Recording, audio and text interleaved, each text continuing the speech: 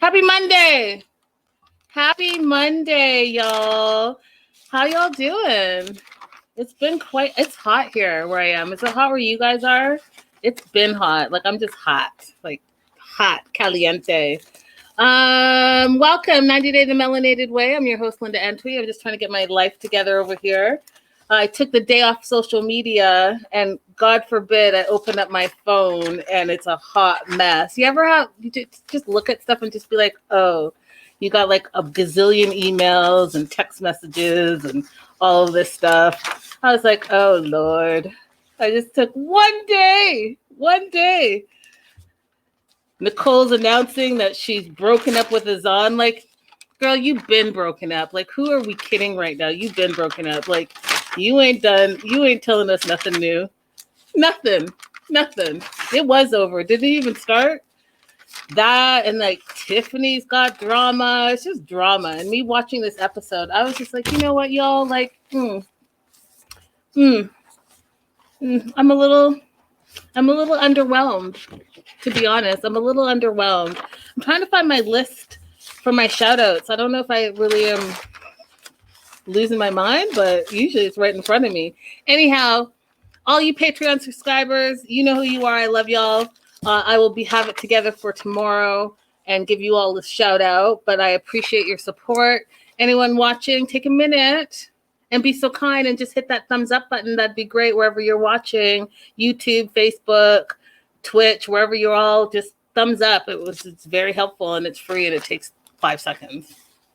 And then supporting the show moving forward. We're doing a lot of shows, you guys. We're doing like 4 or 5 days a week.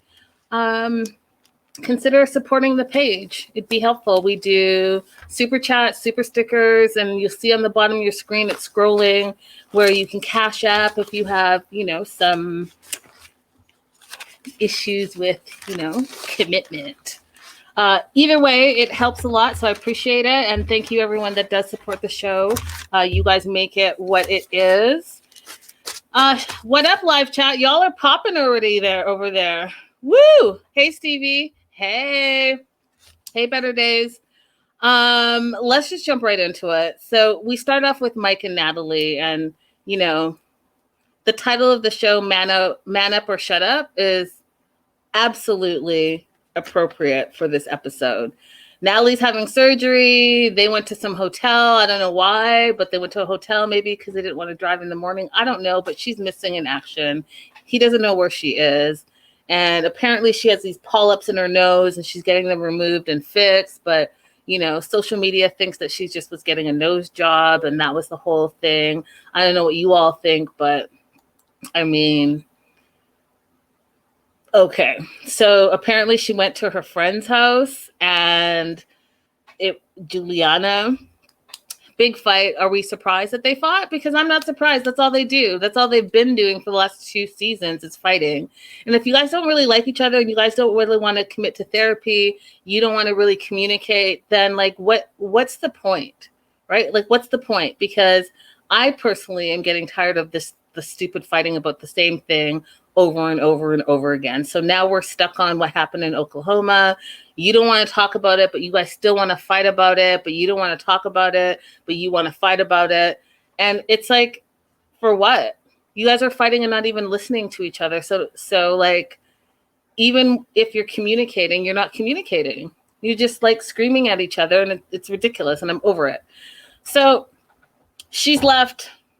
And she left with this truck, which I thought was hilarious because I'm going to tell you this right now. If you're fighting with me and I paid for the hotel and drove us there, what you're not about to do is take my vehicle and leave me stranded so that I can take a ride share or have the producer pick me up. That's not about to happen. If you have an issue and you're trying to leave, you better leave and get there on your own, because what you're not going to do is take my car and be like, hey, I'm peace out, and then ignore the phone calls.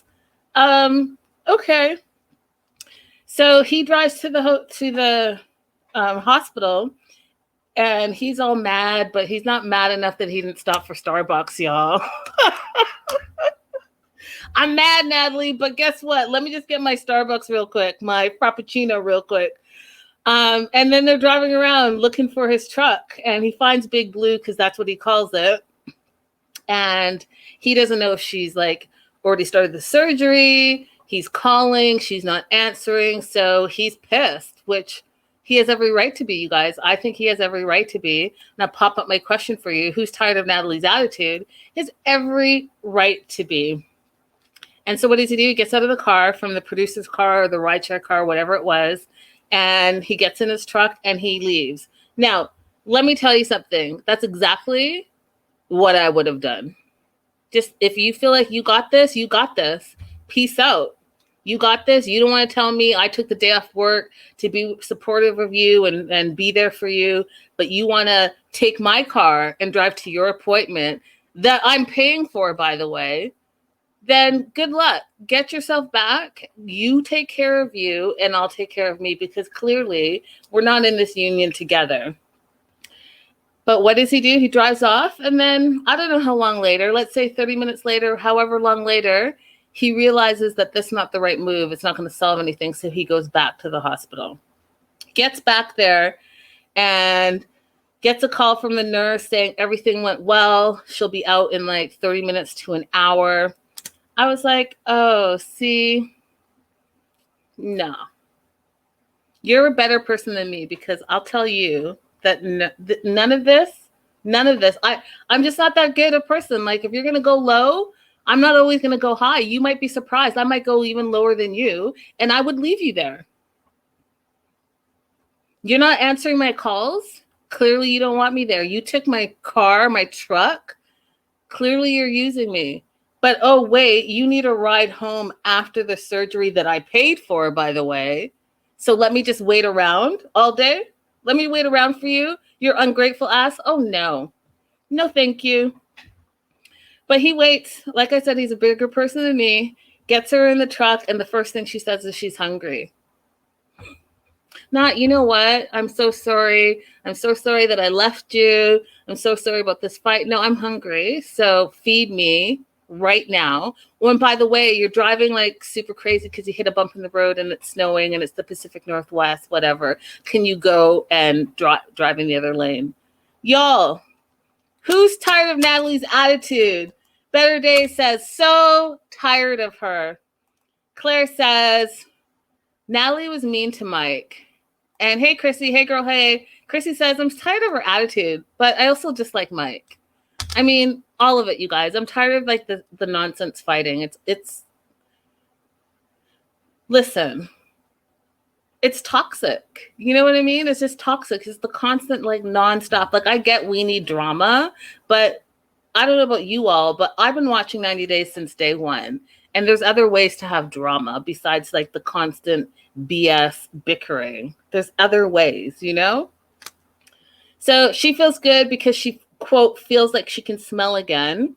And they get to the house. Her nose starts bleeding. She's like going to go fix it. And then there's this whole weird thing about her going to lay down, but she's hungry. So she wants him to make her boiled potatoes with cheese and butter and pickles and mushrooms. But don't peel them.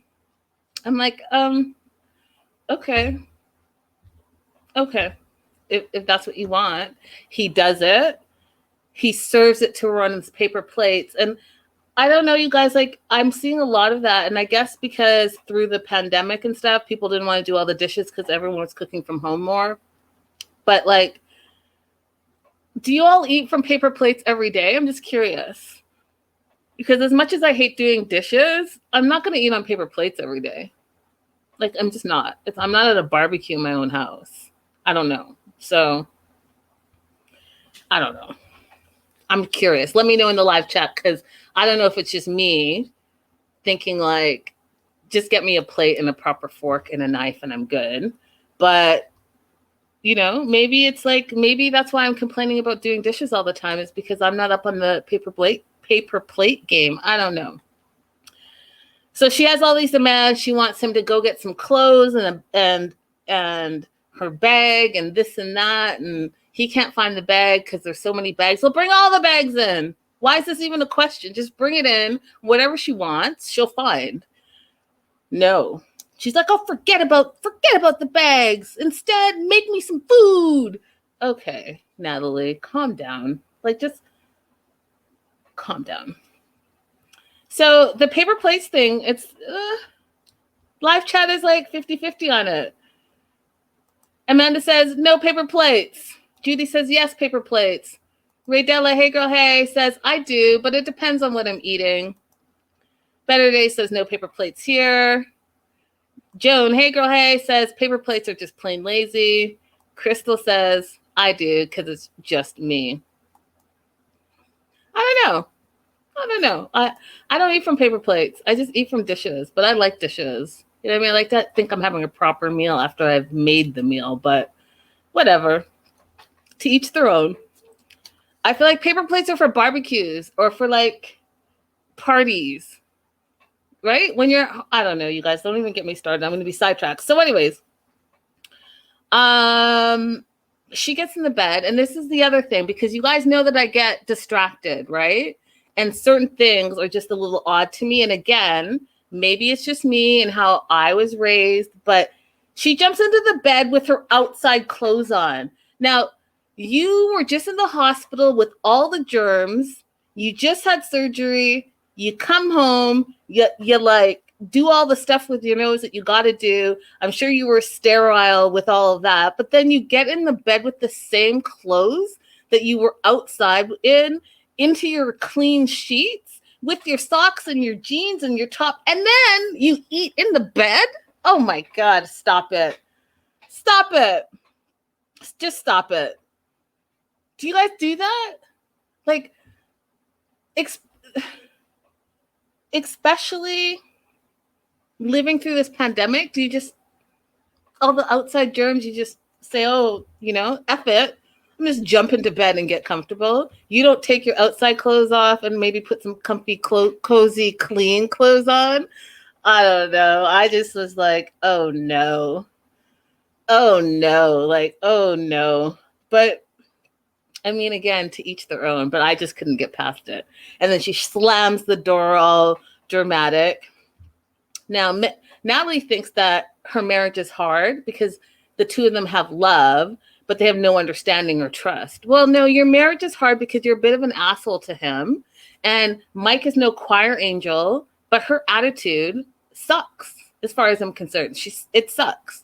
It sucks. You can tell that she doesn't really like him. You can tell that her agenda was to come to America, be a big famous star. And she just realized that she's living on some farm in the woods in the Pacific Northwest, and that was not her dream. Now, Natalie, I got to tell you that the common denominator is you. You're on your third marriage, my friend.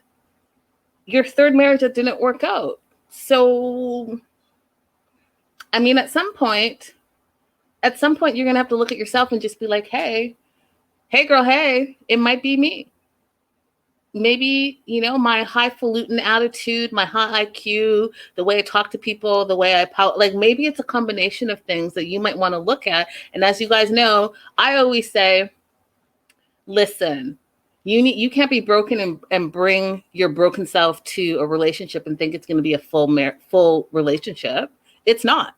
And that same thing goes within marriage. If you don't work on yourself, then, you know, I don't know how that's going to look.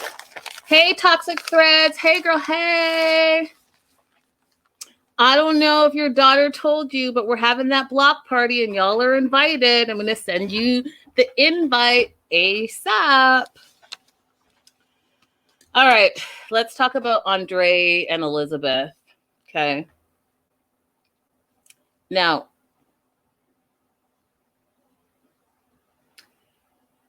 I'm just going to say this off the top. Again, it might just be me, but the way this family talks to each other is just, it makes me uncomfortable. It makes me uncomfortable. Y'all are grown. You know, I'll cuss here and there. I'm not a huge cusser, but, you know, I do it for a point sometimes.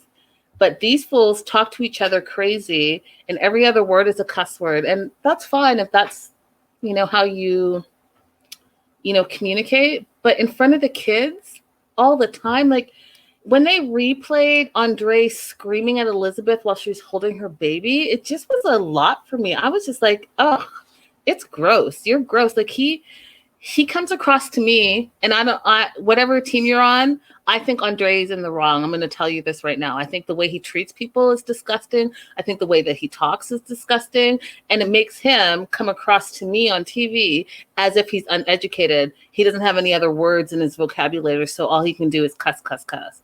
And a little bit has to do with trying to be controlling. But a lot of it has to do is, I think deep down he's embarrassed because he knows that he ain't shit. He ain't done shit. He ain't been shit. And all he does is talk shit. And it's looking bad for him, my friends, okay? So, tension all day long. Apparently, Elizabeth. Hey, Nika Simpson. Hey, girl, hey, I think you're new. Welcome, Nika, y'all. Tension all day long. Elizabeth apparently booked an Airbnb. They stopped off in D.C., and Andre is pissed because the streets are narrow, like she built the streets, right? And there's no parking. He's mad at Libby because he can't park the RV. Chuck says there's no RV parking in DC, which I find hard to believe. She says that she called ahead and asked and said, we're RVing. Is there going to be RV parking? They didn't even get to the Airbnb before he had a hissy fit. And Thomas, and you know, you guys, I always talk about no new friends, right? Thomas, who's like new-ish, all of a sudden is taking Andre's side, and he's booking hotels, and you're at the Waldorf. You have to tell us that you're at the Waldorf because you're highfalutin. Okay, whatever. But you didn't even make it to the Airbnb. Maybe they have full-on parking there, but y'all are getting crazy and doing the most and saying the most and getting, and I get it. Being in an RV with your family that you don't even get along with for hours upon hours upon hours. Whose idea was this? Y'all couldn't even stay a couple hours on a boat, but you want to be in an RV stuck for hours upon hours? I mean, come on now. And then Crystal said, oh, Thomas and Charlie's wife, Mel, is that her name? Got their lines in this episode. They sure did. Claire says, yeah, that's another thing, Claire. Remind me to talk about that. Libby talks behind Andre's back to her sisters. Let me remind me to talk about that, because that brings up my question about why do you think Elizabeth ignores Andre's bad behavior? So as we go on, think about that question. So they book a hotel and they get to the hotel, and Andre's like getting out of the hotel and he's cussing his face off. And Elizabeth has got the baby. The baby needs to sleep because it's late. And Chuck just stands there. And I think the saying is like a deer stuck in headlights. I think that's the saying. But that's how Chuck was standing there watching and listening to Andre talk crazy and cuss out his daughter. Now listen here, y'all. My dad passed a few years ago, but I'll tell you this. If I had a husband, he would absolutely not just stand there and listen to my husband talk crazy to me. He would absolutely not do that. Absolutely not just look like, oh, what's going on here? You're cussing out my daughter and you're cussing her out in front of my grandbaby. None of that would have happened. None of it. I don't understand why it's okay to let Andre, who's the newcomer to the family, talk crazy to everyone and no one checks him. The only one that checks him, you guys, is Charlie. And then you'll all hate Charlie because you think he's a drunk. But I've got to tell you, Charlie comes correct. He comes correct because he's the only one that calls out Andre's shitty behavior. And his behavior is shitty. And it's shitty towards his own wife in front of their children or child and then the other children. So I think it's ridiculous. I think it's ridiculous. Like ridiculous. Everyone talking crazy to each other this season. I'm bored of it. I'm bored of it. Andre's gonna cuss out Charlie and Elizabeth and Libby and the whole family, except for Chuck, because Chuck has the money. Natalie's gonna, cuss out without cussing out, but you know what I mean. Mike, and then there's Angela, who's like gone off the rocker, thinks that she's like new body, new woman. So like, just you guys, I'm over it. I'm over the dumb talk. Like, bring me some drama that's some real drama, rather than just, is that all y'all can do is cuss each other out? Because I'll tell you this right now, I can sit here and do an hour show with you guys and cuss my face off. Does that make it entertaining to you? No, because you lose the shock value. You lose the entertainment value of it all. And that's why I'm really excited about this new Caribbean 90 Day, because it's going to be a whole cast of new characters. They're going to be brand new. And once they're brand new, it's like brand new energy.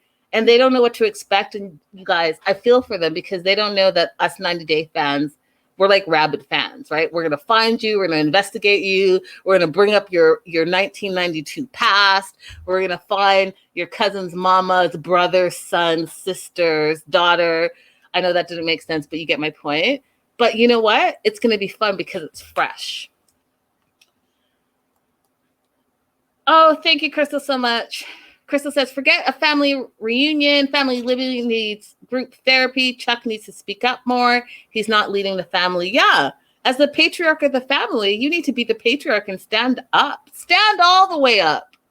Stand up and put your foot down and say, you know what, Andre, if you don't change your behavior, that 100,000 is gone. And guess what? You're not going to work in the family business if you're going to be disrespectful to my family. Guess what? Guess who would be tip-top shape? Andre would be. So, oh my gosh, you guys, these fools are crazy. So Andre's on this rant, and he thinks that Elizabeth's sisters are trying to sabotage him. Sabotage what? Sabotage what? Because what exactly are you doing? What are you doing to be sabotaged besides talking crazy? I don't see it. I don't know. What are you doing? What are you contributing that needs to be sabotaged? Not sure. And then you guys, the part that I was like, you know what? I'm a little done with you today. When he said to Thomas that that's why you don't leave women to do a man's job.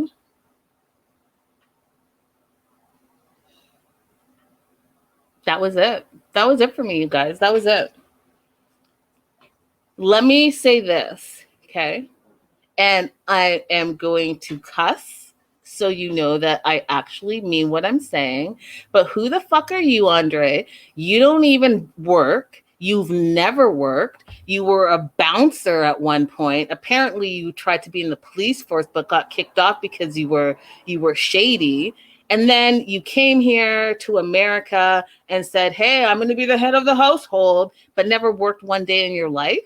Not one day. And now you're working whenever in the family business because you feel like Chuck has given money to all his children. But guess what? They're his biological children. What entitles you to do shit? And just like Charlie said, I'm jumping ahead, but just like Charlie said, when immigrants come to America and they work hard and they build and they support their families and all that stuff, that's true for the most part. But that's not what Andre's doing. Andre's kicking back in the pool, hoping that Charlie pays his rent, hoping that Charlie gives him $100K, hoping that, you know what I mean? Like, stop it. Just zip, stop it. Stop it. Stop it.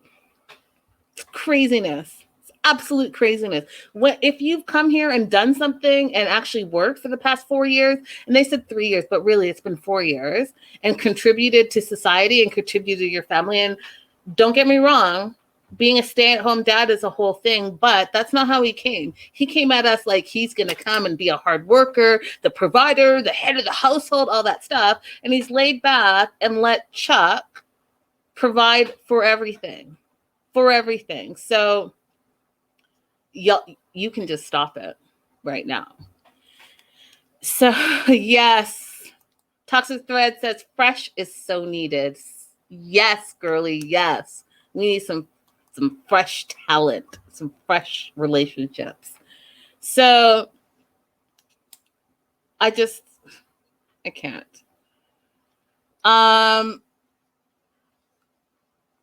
So then they get to Auntie Sue's house, and Charlie and Megan are already there. They arrived the night before, and they did the right thing, y'all, by taking the the plane over and not dealing with any of the RV stuff. Andre says, it was a mess, which it absolutely was. And the greeting was a little weird, right? The greeting was a little weird because Andre's like, well, Sue says, I've heard so much about you, good and bad. And Andre was like, oh, kind of had a little bit of an attitude about that. But she's having problems because she knows that he thinks that Chuck is the money bags and that Chuck should be providing for him. And she doesn't really understand that because she knows that Chuck has worked for everything and anything that he's had, according to her, right? And so she is like not feeling the fact that Chuck had to pay for Andre's entire wedding in Moldova, all of that stuff. And, Andre's coming with an attitude. When he did this to camera, and said, he wants to meet the rest of the family because he wants to know where Charlie's stupidity is coming from, whether it's from Chuck's side or Elizabeth's mom's side. And I was like, see, your attitude is already wrong. Your attitude is already like, it's crap. You're coming with the wrong attitude. And my friend, you're the outsider of this family. They've all been kicking it for years. For years and years and years and years, and you're going to come in and say all this nonsense. If I were you, I'd be a little bit more pleasant because this is the first time they're seeing you. And here's the thing, you guys. When Sue says, how's business going? And all hell breaks loose because she doesn't know that Andre's joined the family business. And then the fight breaks out. And it was like, where are people's manners? You're a guest. You've been here for 3 minutes. She put a whole spread of food out because that's what hosts do. And then you just start fighting. And Andre again starts cussing at Charlie, cussing at everyone, saying all this stuff. Now, Charlie calling Andre out in front of the family. I don't know how I feel about it, but he did it, right? So Charlie explains that Andre's been sitting on his ass for 3 years. And he thought that, hey, I like what the family's doing, flipping houses. And I want to get in that business. And oh, by the way, give me 100,000 K and I'm going to be doing what you guys do. And also I'm going to be Chuck's partner, right? And we've talked about this here on our show. How about humble yourself? How about learn the business? Because you've had your real estate license for 5 seconds and you haven't even sold a house yet. And learn some things. And then, just like the wisdom of Charles, which was the granddaddy, he says, you don't ask someone for money to go into business and then say, hey, can I have some money? Oh, and by the way, I'm going to go into business with you with the money that you give me. Instead, you're supposed to bring money to the table and say, hey, here's my contribution. Do you want to go into business with me? Absolutely makes sense to me. Absolutely. Like the wisdom of, our older folks still remains true. But did y'all see Andre's face? Because it took him aback because you know what? Guess what? It makes sense. It absolutely makes sense. But he's so stuck in his mind with the entitlement that their money is his money. And the thing is, they've let him get away with it for 4 years. So, you guys can't still be like yelling because you guys have let him do it. And then, so Amanda says, we found out his daddy gave Chuck some money to get started too, though. True, Amanda. But again, that's the family. That's your blood, right? So setting up your blood for success, I can understand that. There's no rule that you have to set up your blood's spouse, right? I mean, why can't his parents do it? Why can't Andre's parents send him money for him to set himself up for success? Why can't Charlie give maybe, Elizabeth the money and she be the business person? Why is Chuck responsible for her deadbeat husband? He's not responsible for him. He's a grown-ass man with his own grown family. So why is Chuck responsible for for Andre. I don't think he is. I think that if he wants his daughter to be successful, then make your daughter successful, and then her family will be successful. He has no obligation, in my opinion, to make Andre successful. He can guide him and help him if he chooses, but it's not his responsibility. That is not his child. So fight breaks out. Sue finally tells Andre to calm down because, Andre is being disrespectful and cussing the whole family out. And it was a mess. I think it was a mess. I think Andre represented himself terribly, and he looked bad, and he looked like a user and a manipulator. And you guys, I go back to that other episode 3 episodes ago when he said, well, if this looks like manipulation, it is what it is. He knows what he's doing. He's a manipulator, and he feels entitled to someone else's money. And guess what? He hasn't worked since he arrived in America, and he actually doesn't care. And now he wants to have the money that everyone else seems to have, and he feels like he should be given it. And there's yet one moment in there where he's been like, let me work for it. Oh, Lord. I tell you, this family is exhausting. And when they get their spinoff, because you guys, they're absolutely getting a spinoff. Don't be fooled that they keep introducing you to all these other family characters for no reason. Okay? I told you guys before, and mostly on my news and gossip, but they're getting a spinoff. Whether y'all like it or not, they're getting a spinoff. And that's why we keep meeting all the new people. Because the Pothouse family spinoff is coming to a TV near you soon. Okay? And I'll tell you what it's going to be. It's going to be about the whole flipping house business and how like crazy it is and all the fighting that goes along and the money to be made. And they're going to start expanding outside Florida. Like, I could give you the breakdown. That's exactly what's going to happen. But, people are going to hate watch it. Moving on to Yara and Jovi. Can I just tell you that Jovi has really grown on me? I was like 50-50 with him, but I love everything about Jovi and this little family that's growing. I feel like he's really stepped up to the plate. I feel like he really loves his family. I think he's being really responsible. And considering how we met him, like the party drinker guy, I just think that, bravo. So Jovi's coming home after being gone for 3 months. Yara's super, super excited. And speaking of Yara, you guys, I don't know if you guys know this, and I don't know if you guys have been, and I'll get in more depth on Friday, you guys, in News and Gossip, just remind me, but Yara's all over the news. So, and all over the news in social media, I should say. And she's going to war with a bunch of bloggers, and all the bloggers are writing about it. So if you don't know, I'll give you a little snippet of it. But that jacket she was wearing? It was like that black leather motorcycle jacket. That's part of her Yara Designs line. And I guess a blogger found it somewhere else online for cheaper. And I'm not going to give the prices right now because I'm going to save it for Friday. But let's say the jacket is selling elsewhere for $20 and she's selling it for $80. So they outed her. And then that whole thing took traction. All the other bloggers started blogging about it. And then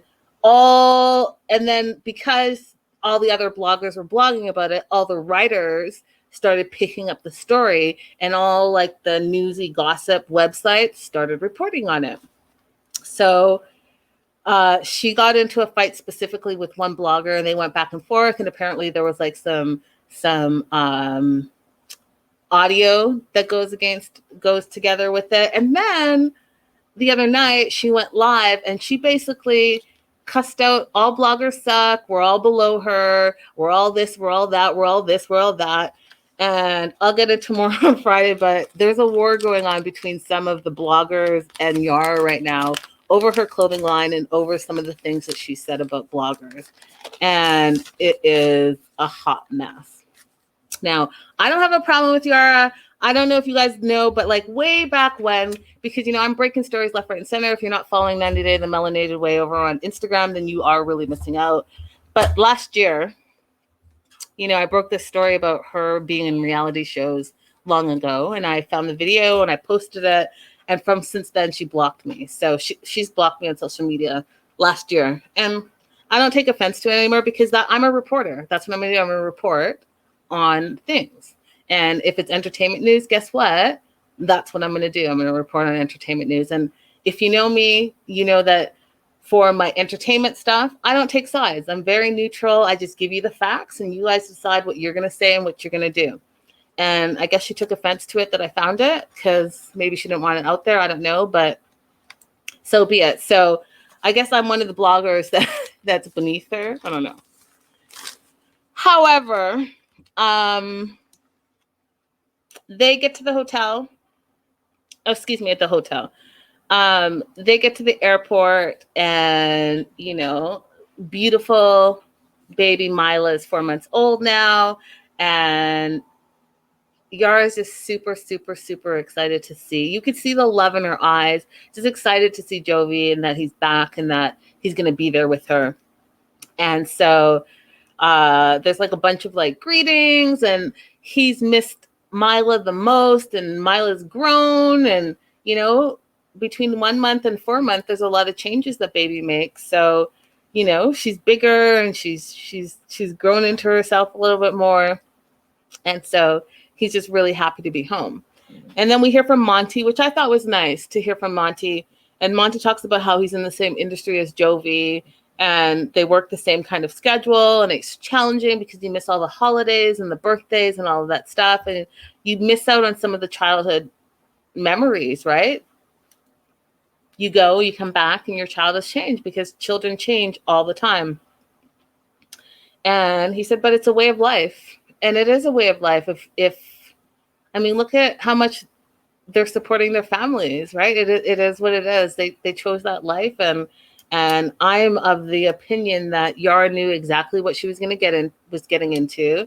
So she can't really be that mad because you knew his job before you married him. You just got to like suck it up and it's a part of your life. So, Jovi's super happy to be home. Feels good to be home. He's really happy to see Mila. He's going to go to this new home that he doesn't know anything about. He's not seen it, hasn't seen any photos of it because Yara felt like it was her decision and she was going to decide where they're going to live because she's sick of all the rest of the stuff.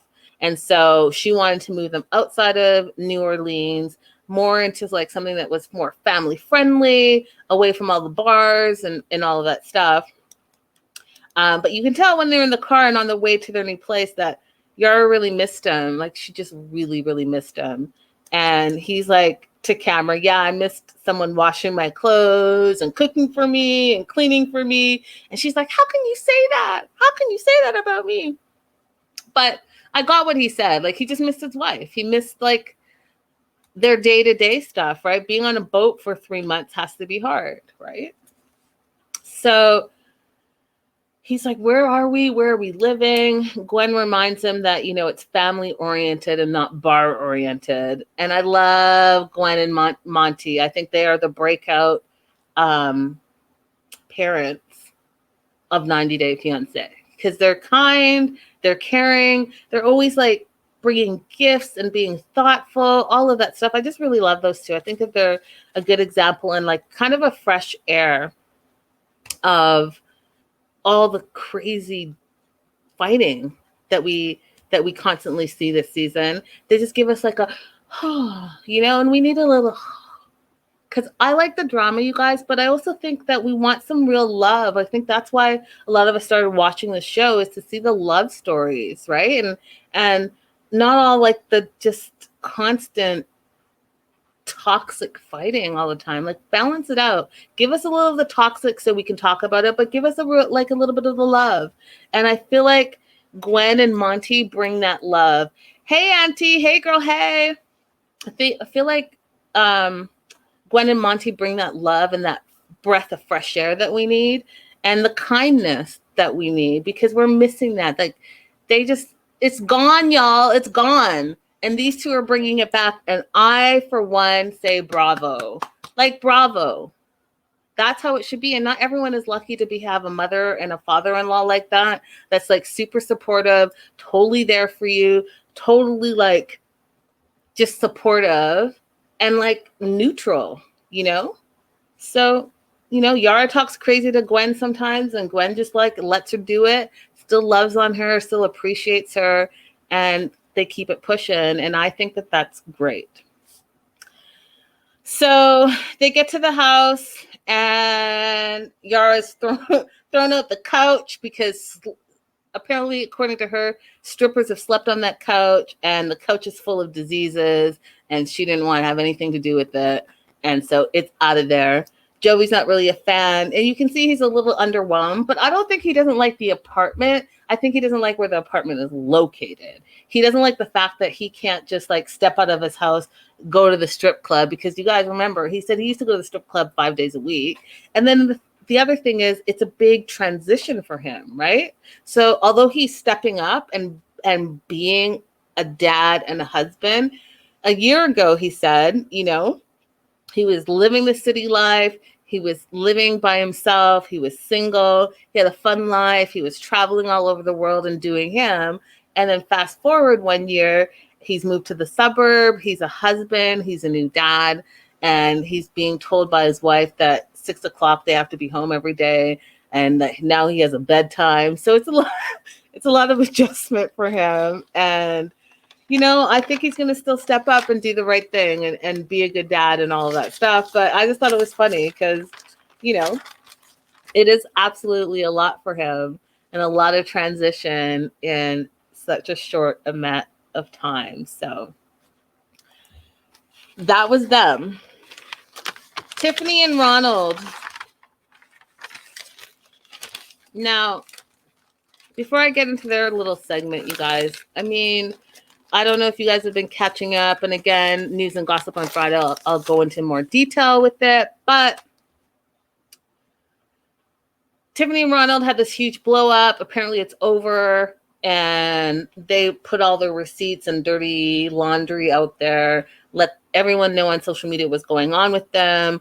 They went live with another blogger, had more drama. And then they celebrated Carly's birthday, second birthday. They had like another blogger there, as well as Angela's there, and people like freaked out, right? So Angela has her own drama going on, and people are kind of like taking sides, and a lot of it wasn't a lot. Wherever you stand with it, you guys, people are definitely taking sides, right? So wherever you personally stand, it was a ton of drama. And I'll get way more into detail and specifics on Friday in news and gossip, but that's what's been playing out. So that's kind of the backstory to them. Tons of drama, tons, so much drama, you guys, so much drama. And everyone was like, well, how are they be able to do all this when they all have NDAs? And I'm going to tell you this, she made a post and her post was like, from this point forward, we're not going to air out a dirty laundry. Yeah. Because y'all aren't going to get paid. Do you know how TLC works?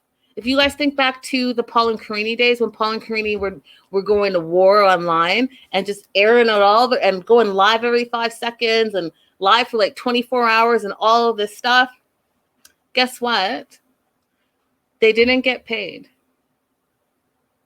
And that was a whole thing that they tried to share. But when you break your NDA, they're like, cool, do you? But guess what? You're still under contract and we're not going to pay you.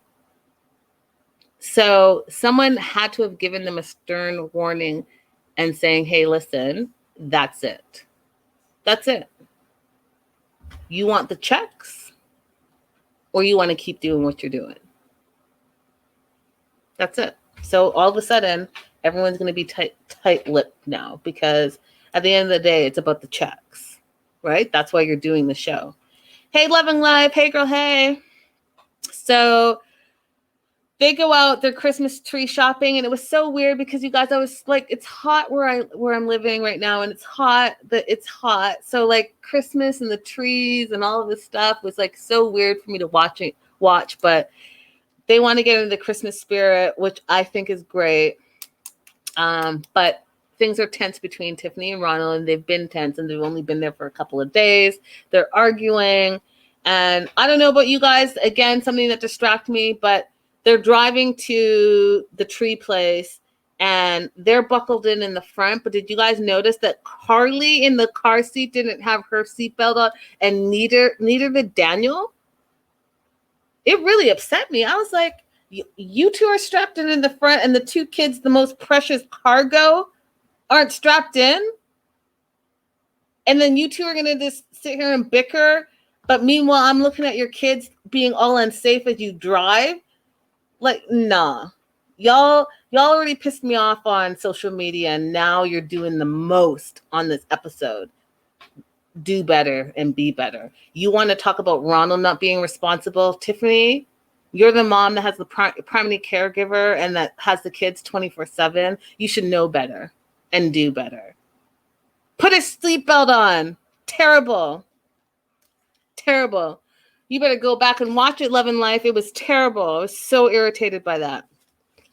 So they get to the store, and I guess Ronald brought his credit card this time because, I was wondering, where's the money coming from since you couldn't even pay for groceries? But now you're like, pick whatever you want. I want to make it Christmassy for all of us.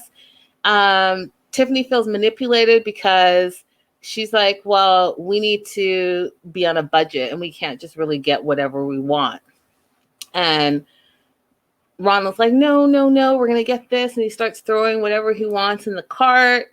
And then this is the other part that totally pissed me off. Okay, so first of all, they're looking at trees. The first tree that they were looking at was roughly $300 US. The tree that they actually ended up getting was the expensive tree, right? But in the middle of all that, they put Daniel. So Tiffany is saying, no, we can't spend that money. And Ronald's like, oh, but, I just want to make it Christmassy, and who cares? There's only like $100 difference, and yada, yada, yada. What do you want, Ronald? And then Tiffany's like, what do you want, Ronald? So you're letting the little 10-year-old kid be in the middle of your bullshit. And so he's going to have to choose between his mom and the man that he calls his dad. And you guys are both looking at him like I could feel the anxiety through the screen. Terrible manipulation on both their parts. So Tiffany, you feel like Ronald's manipulating you through your son. Well, guess what? You're doing the exact same thing, making him choose while you two go at it. It was unnecessary. So Ronald pushes him a little bit more. And of course he's excited to see his dad's only be in a couple days, so he doesn't want to disappoint him. So of course he's going to go with what Ronald has decided. But then even to camera, he's like, I felt bad because I was going to pick the other one, and I didn't want to make my mom mad and all of this stuff. Don't do that to your kids, you guys. It's not okay. Figure out your shit on your own and be the adults. Not okay. So they end up spending like just say $700 US at the Christmas store. And that puts Tiffany on high alert because she's worried about Ronald's spending habits and, his gambling issue that he has and he's dealing with. And so things become more and more tense between the two of them because she feels like he's terrible with his finances and he's not helping with the kids. And she is not having it. Then it's the next day. They're going to meet Grandma Rhea at the zoo. And that rescued elephant zoo, I loved it. I loved how they got to feed the animals and the tour and all of that stuff. And normally I'm not big on zoos, but that was like special because you can tell like they were rescued animals and all of that stuff. I was super into that. And I was also super into the fact that they were showing a little bit more of South Africa. And when Ronald said, yeah, I want to show more of where we live because South Africa is a beautiful place, I was like, yes, Ronald, tell him, because far too often on this show, they make the other countries seem like they're shitholes and they're not. And they don't show everything else that's beautiful about a whole country. And it's a whole country. That one person on the show might have a little shitty area, but you can't blame the whole country being shitty on that one person. Do you know what I mean? I hate it. And I talk about it all the time, you guys. And I'm just always like, go and travel and find out for yourself, because it is not an accurate depiction of really what the world is like and how many other beautiful places there are out there. So Tiffany sits down with Rhea, and she's complaining to his mom about his spending habits and how he doesn't really take care of the kids and all this stuff. And she stands up for her son, and she's like, well, you know, maybe he was just overeager. He wanted to impress Daniel. And, you know, this is all new to him. Like, he's a great dad over the phone, but you have your little circle, and he has to adapt to your circle. And that's going to take some time. And you expect a lot. And you expect it right now, but you've been doing this whole time, and he hasn't been in it, which kind of makes sense to me, right? Although Ronald has his own issues, you guys. Like, really, Ronald has his own issues, for real. Like, you know, he comes across as a little bit deadbeat, but suffice to say, Rhea did come up with some good points. And so Tiffany's like, I don't know. I just want to go home. I'm over it.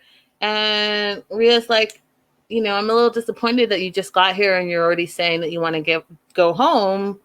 You know, I want to spend time with the children, and I want to spend time with you. And, you know, I don't really feel like you're giving this whole thing a chance.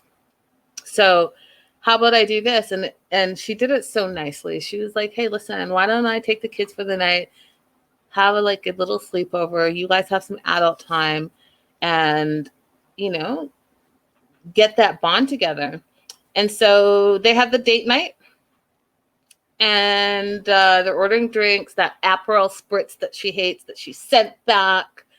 And they do this like happiness toast. And she's like, we don't need a toast for that. We don't need a toast to be happy. We need you to put in more effort. And I was like, this woman is such a buzzkill. Why are you, like, you guys, why always complaining? Like, sometimes just be in the moment. Yeah, we all have issues, and we might have some problems in our relationships, but like, be in the moment and don't spoil every single thing. He took you to the zoo, you were complaining. He took you to the store, you were complaining. You get in the car, you're complaining. Now you're trying to have a date night, and you can't even have a nice toast. Like, really? Really? It's all just, like, do you even like him? Because to me, it seems like you're making all these excuses and you're saying all these things and you're being super terrible to him because you're trying to find your exit strategy. And then you're hanging the fact over that you might just leave him before the holidays. So you're going to let him spend $700 to do all the holiday stuff, knowing that you might not stay. I just think that that's manipulative, and it's wrong. And it's a bit like ungrateful, you know, like Amanda says, Aperol spritzes are not good. I don't blame her for that. I don't know. I've never had an Aperol spritz, but I'm going to have to find out and try one, because apparently they're not good. And she sent hers back, by the way. She's like, I don't like it. Can I get something else? Oh, and by the way, Ronald can't have mine. Okay. If anyone's ever worked in the service industry, that's the bullshit that we just, you saw what it said on the menu. It gave you the accurate description and you chose it anyways. But because you don't, not because it's terrible, because you don't like it, I should take it back. Kick rocks. Kick rocks. Anywho. I'm so ridiculous sometimes. So anyways, she talks about the squishy time that they have where it's their special kiss with their private parts, which I kind of thought was hilarious. But that was it. She sends her drink back, and he's like, tells the server that, and which is funny, you guys, because that's the other thing about the service industry. Like, we kind of don't care whatever's going on with y'all. We don't care. You don't need to tell us that you're your baby mama is doing this and your baby mama is difficult and she's always like, okay. Like, no one wants to know. No one wants to know. We just, you good? Work it out amongst yourself. They got other people to serve. So he's upset with her because he feels like she has high expectations all the time. Every time he works on something, she's got something else to add to the list to fix. And she's never satisfied.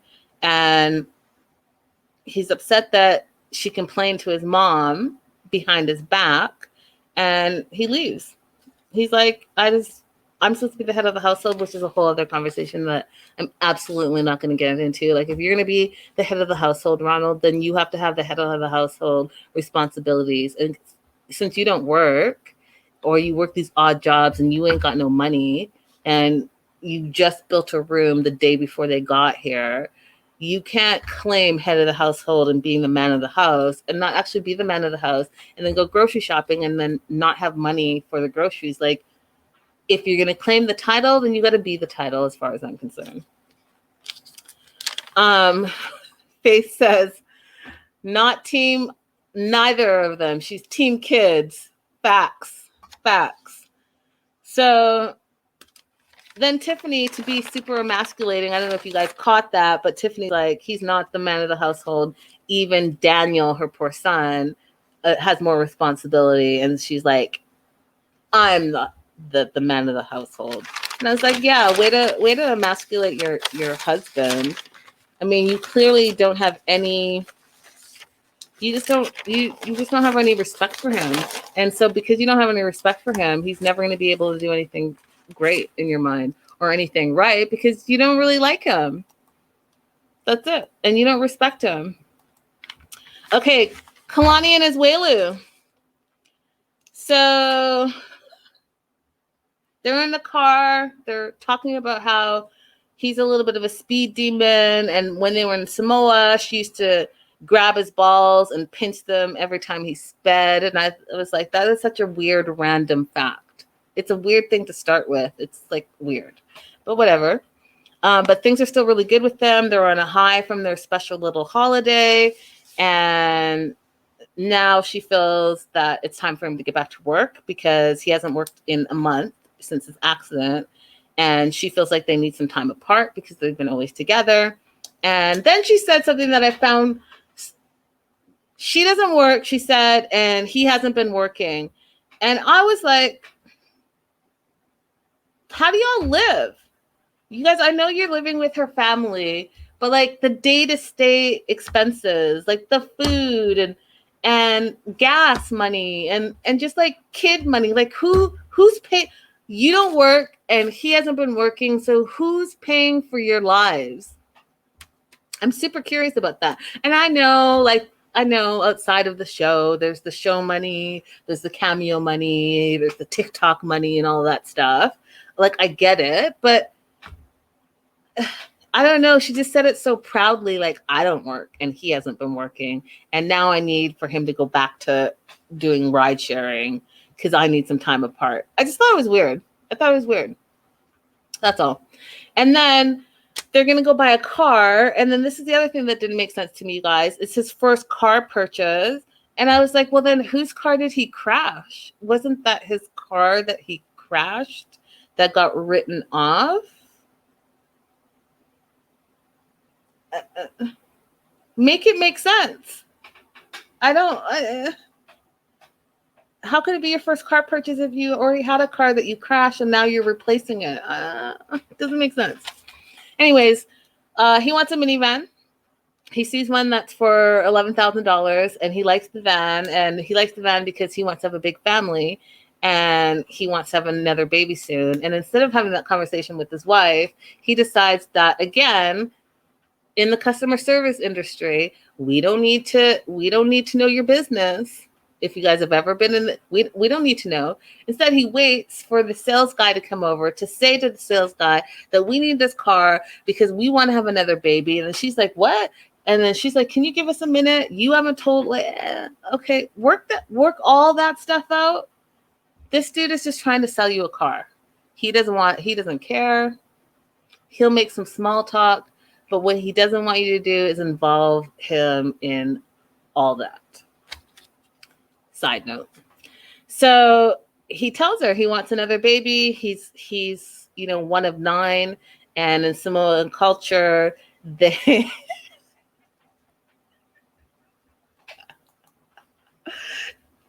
in Samoan culture, they have big families, and he wants to continue to do that. And so, he's really about that life.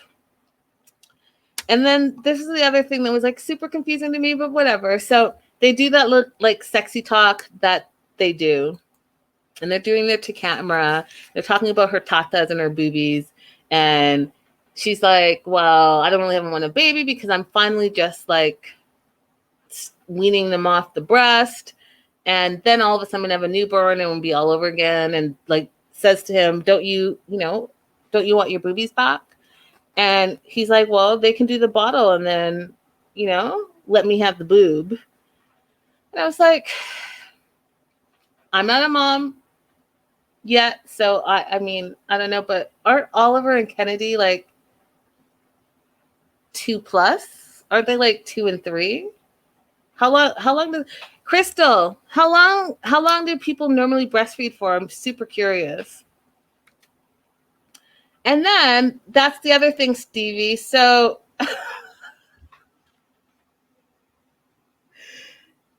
and then she's talking about she's not having another baby because it's her body, she says, and so she makes the decision. I don't know how you guys all feel. So even Stevie says, Kalani said, who's having this baby? Deborah says, a baby should be off a bottle by age 1 and then to a cup. Okay, that's what I was thinking. So 2 or 3, isn't that extra long? I don't know.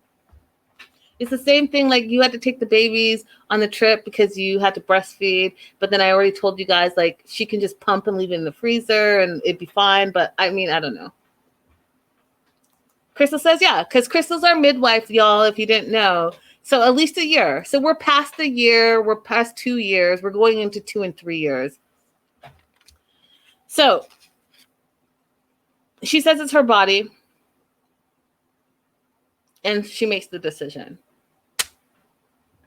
Now, I agree with that to an extent. It is your body and you're carrying the baby, but isn't it a conversation you have with your spouse as well? Like, shouldn't your spouse know? Shouldn't the two of you have a conversation like, hey, we are going to have X amount of babies, which brings me back to what I always say to you guys. What do I always say? The 4 things that y'all need to talk about before you get married. What do I say? Does anyone know? Because I feel like I'm talking to dead air. Not you guys, but like to the 90-dayers. Talk about money and how you spend money.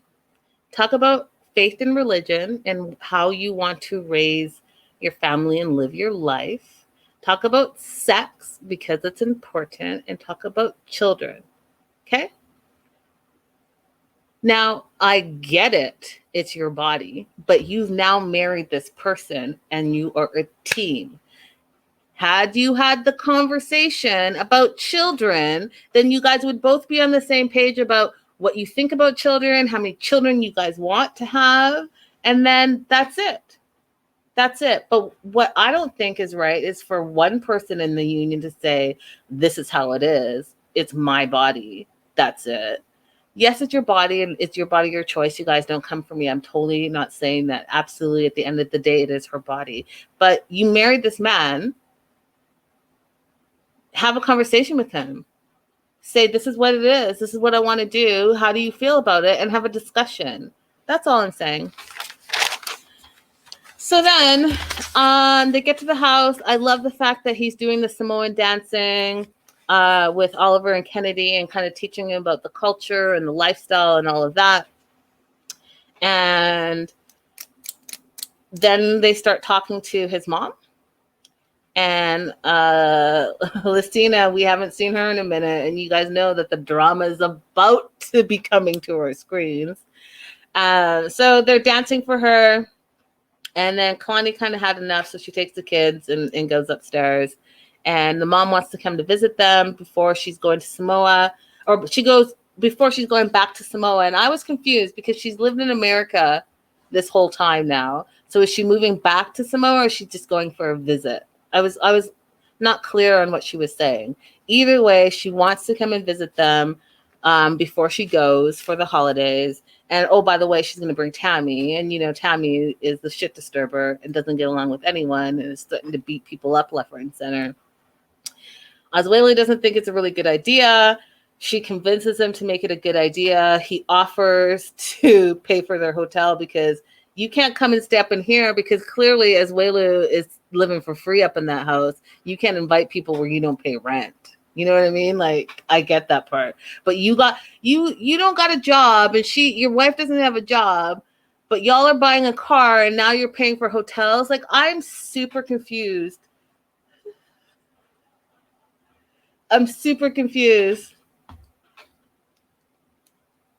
Super confused, but you got money to dish out. Okay. So looks like mom's coming with Tammy. They're going to stay in a hotel. They're going to visit, and you guys were in for the most drama. The most. Oh, and by the way, Lucina, his mom, thinks that it's Kalani's job to have babies and that they should have all the babies and just populate the whole world. So that was an interesting take on things as well.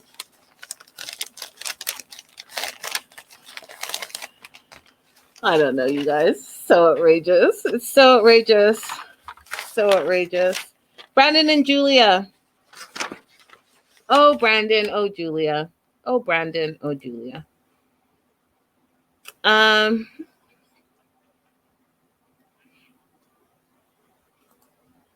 It's funny because I had another question, but it wasn't really a question. I'm just surprised that no one works in the family of Azuelu.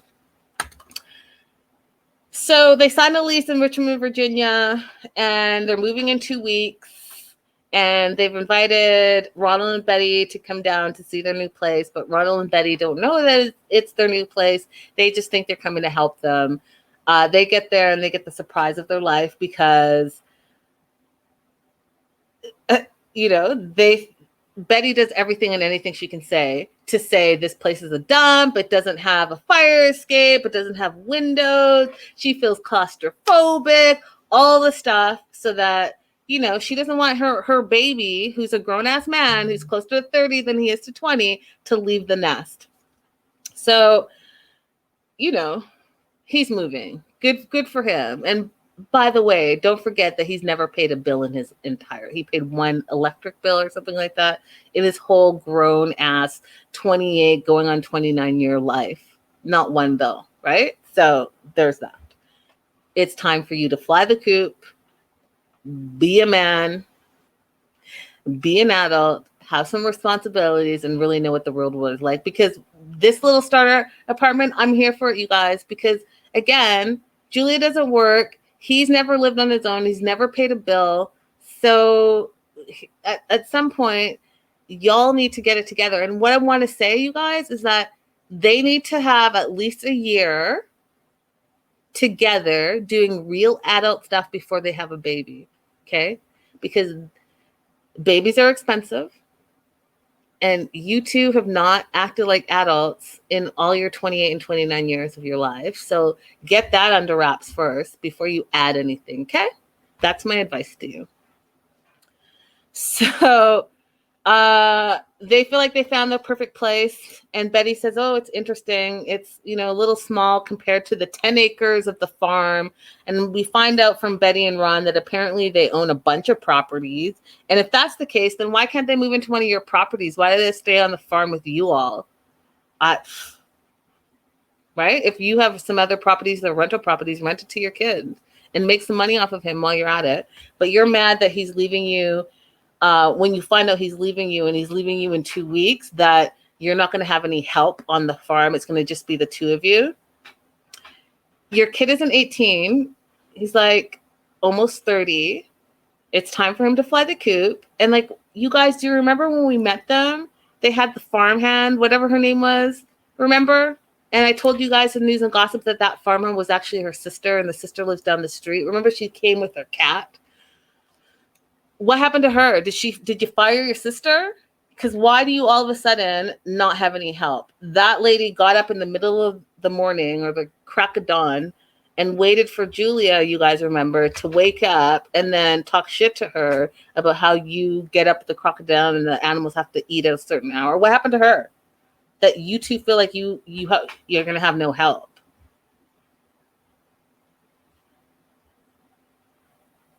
Where's the help that you hired?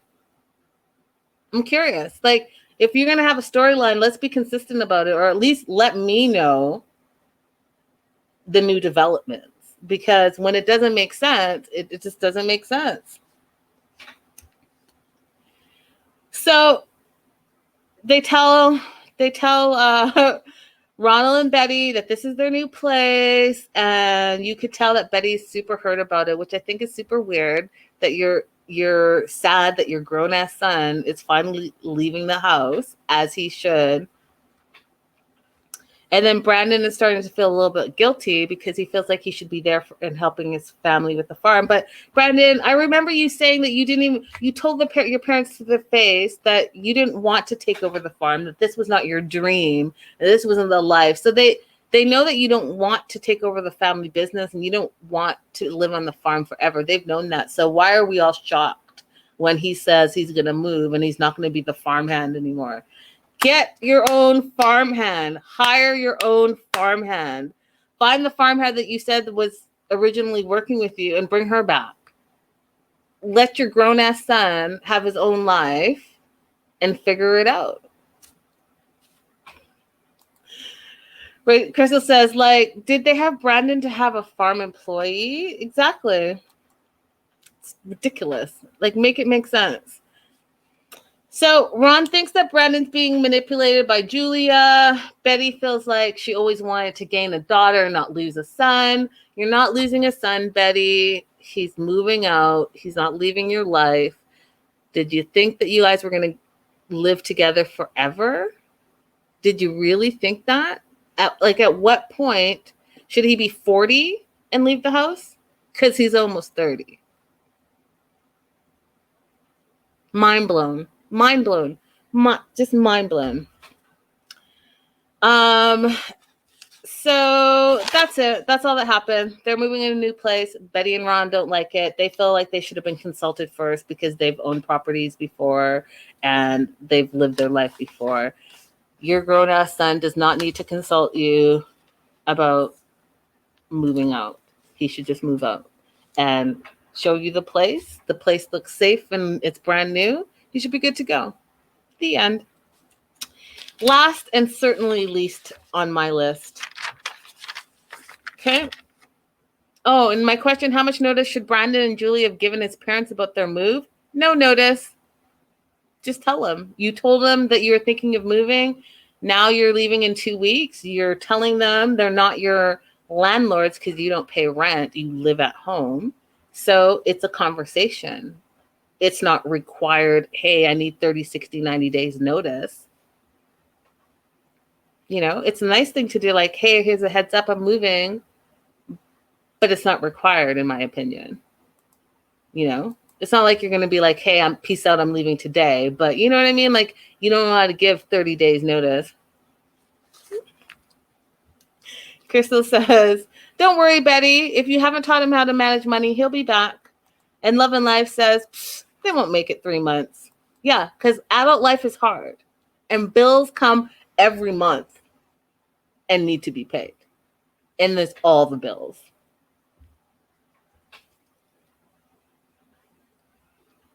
Amanda says, I did like how they didn't respond to the negativity Ron and Betty were throwing at them. Yeah, because it was manipulation. That's it. Okay, last and certainly least, Angela and Michael. Angela's not in a good mood, but really, when is she ever in a good mood if she's not manipulating the situation? And she says that Michael upsets her. They broke up last episode, apparently. She starts smoking as she's talking to Skyla. And, here it is. She starts smoking as she's talking to Skyla and blames Michael for her smoking, which I just think is absurd. And you guys know why I think it's absurd, because she's been smoking since she was 13 fucking years old. 13. Longer than he's been alive. But you're blaming Michael. You know the health risk because you just had 2 major surgeries, but you're blaming Michael. He's forcing you to smoke. No, bitch, you have an addiction to cigarettes. It's your fault, and you don't want to do anything about it. You went to, like, what was it, therapy or whatever it was, hypnosis for 2 minutes, and then that's it. So stop playing. Stop playing. So, Skyla's sick of it. She's like, I'm not your marriage counselor. Like, you need to work it out. And then she says, Angela says, I don't need a man. Okay, Angela, but if you don't need a man, why are you complaining that Michael hasn't called and supported you this whole time since you had your surgery if you don't need a man? What are you upset about? If you can do all the shit yourself and you don't need no man, then what? Why be mad at Michael if you don't need a man? Why? I don't get it. Sounds kind of crazy to me. Sounds kind of crazy to me. So she doesn't feel supported by him. And she says that she would never have married him had she known that Michael all of a sudden would grow some balls, because that's exactly what he did, y'all. He grew some balls. And bravo.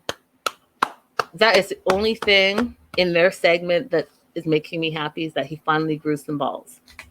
So she calls him, she starts screaming at him, and tells him to quit bugging Skyla. And he's like, well, you blocked me on WhatsApp. And you guys, I already told you that that's the only social media he has, because she controls the situation so much. She doesn't let him have any other social media. And the social media that he you'll get pictures from is from her account on Instagram, and that's it. None. That's how much control she has over this person. It's crazy to me. So he's like, yeah, well, you blocked me on WhatsApp and on Facebook. So who does that? Like, who does that? And she's like, what? What did you say about me? Why would I want to talk to you? And then he says, talk. And then she gets mad and says, can you believe he said that? He's like, she's like, I'm his wife. And she's like, what? Angela, the talk thing that he did was nothing compared to what we've seen you for the past few years. The way you talk to him, the way you act towards him, that was a drop in the bucket. Thank you, Michael, for finally standing up and standing your ground and growing a backbone. And you're mad and you're trying to tell him that he's talking to his wife crazy. You might want to just think about what you just said, because the way you talk to your husband is wild to me. It's so, you guys, I get so irritated by it. There's my question. Is Angela verbally abusive? Because I know what I think. Okay. Now,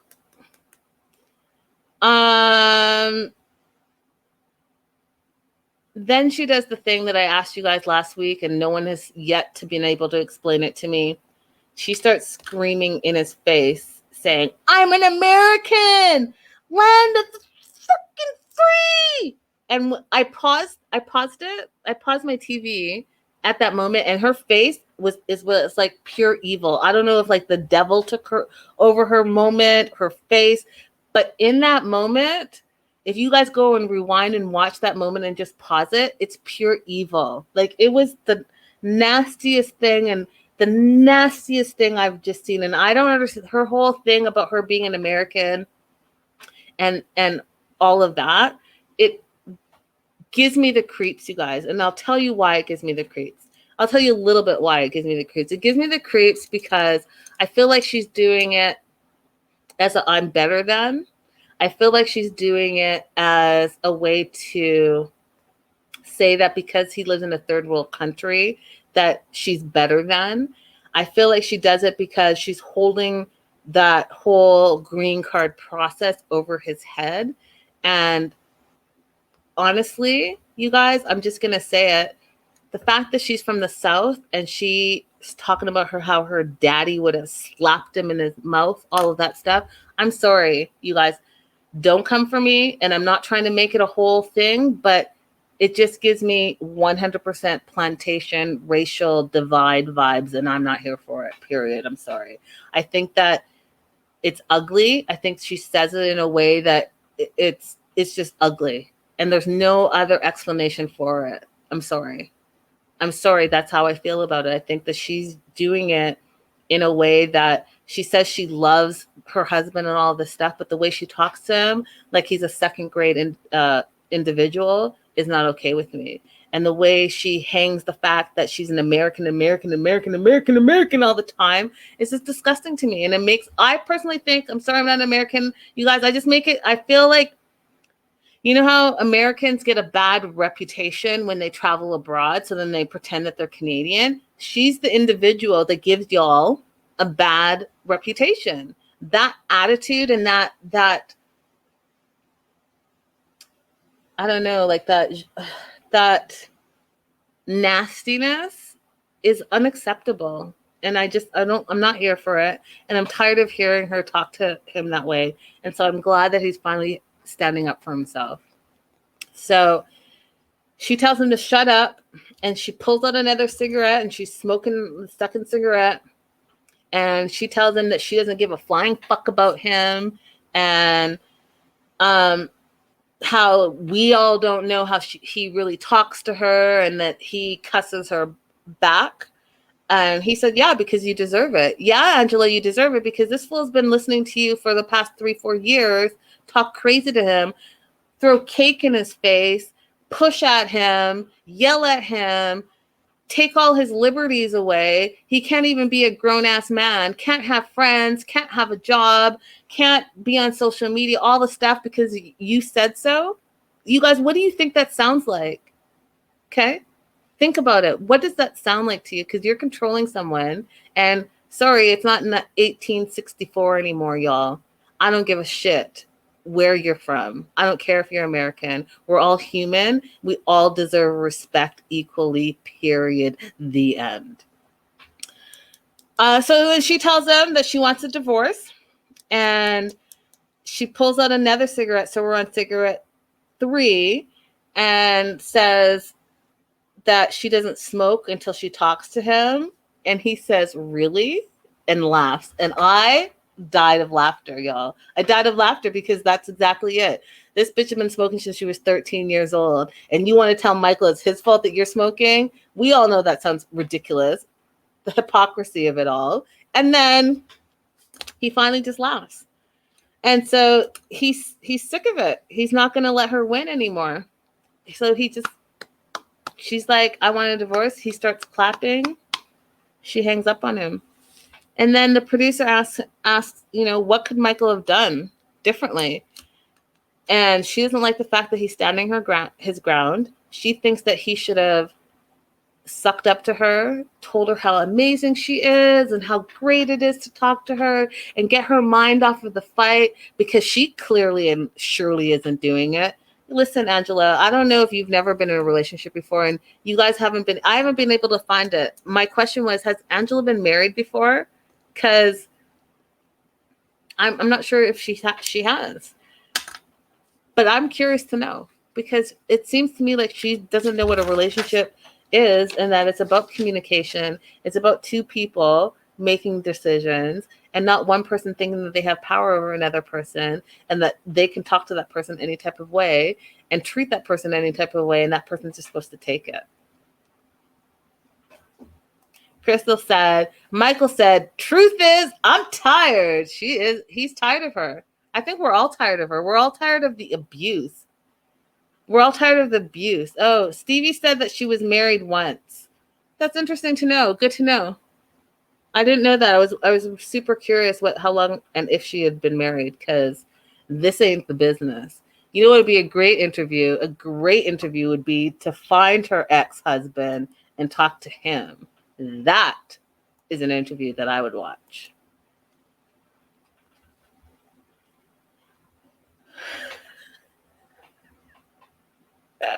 Amanda said, I don't know. Angela kind of seems like the type of that doesn't pay taxes on her 90-day earnings. Could be a problem for her in the future. You heard it here first. That's funny, Amanda. That's really funny. Anyways, you guys, that's the show. It was a lot. Hey, Misha. Hey, girl. Hey. That's the show, you guys. That's it. It's terrible to end it on a note that's so sourpuss. So what I will say is this, you guys, mark July 22nd on your calendars. We're having a block party to celebrate the 1-year anniversary of the Melanated Way. We have a bunch of special guests lined up for you, all 90-day cast members, and we're going to make it like a virtual potluck. And it's going to be super, super fun. So think about something that's great that you can make. I'm going to choose a couple of great recipes and shout y'all out, and you can show me what you've made. But expect, like, anyone that's been on the show here, expect them and maybe a few other guests. But it's going to be fun, July 22nd. And then what else do I want to tell you? Tomorrow, you guys, I am obsessed with Love After Lockup. And, you know, because I'm obsessed, I'm like researching all the juicy details. And there's so much juice and so much tea. So we'll talk about that tomorrow, 8 o'clock. That's it, you guys. I'll see you tomorrow for Love After Lockup. On Wednesday, we do the Single Life. Thursday, I might have a guest. And Friday is News and Gossip. So be there, be square. Night, y'all.